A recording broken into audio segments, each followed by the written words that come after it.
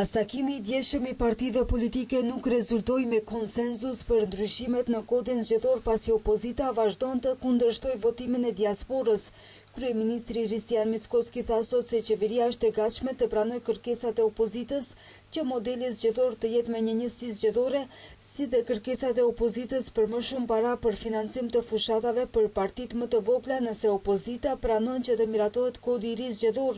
Ai tha se VMRO-DPMN në takimin e djeshëm e ka përsëritur qartë qëndrimin se futja e votimit të diasporës është një qëllim strategjik, por disa nga partitë politike kanë dalë me qëndrime që sipas tij nuk lën hapësirë për marrëveshje. Ne nuk jemi shtet konsensual, as sistem një partijak, që të gjithë vendimet të merren me konsensus e para. E dyta, duhet të gjejmë një mënyrë.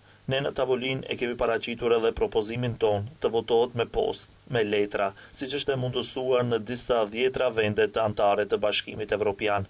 Pra jemi të gatshëm të pranojmë gjithçka të pranojmë, edhe një njësi zgjedhore, si dhe një buxhet më të madh për ato parti që nuk janë pjesë e 4 partive më të mëdha.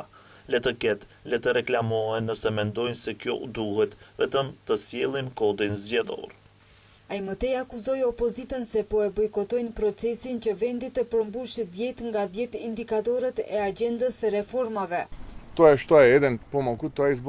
Indikatori vetëm që ka mbetur është kodi zgjedhor. Ne nuk duam që ai të miratohet me flamur evropian, as që I gjithë procesi të jetë imponuar në ndonjë mënyrë.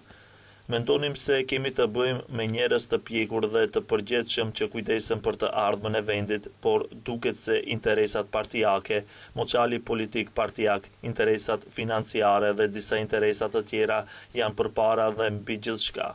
Ne këtu nuk mund të ndihmojmë, por pas takimit të djeshëm jam gjithnjë e më pak optimist.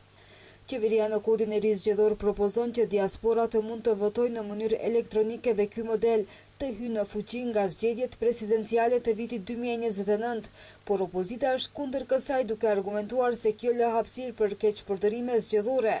Për të bllokuar ligjin, LSDM dhe Levica kanë dorëzuar 13.000 amandamente në Komisionin Parlamentar që duhet ta kalojë ligjin.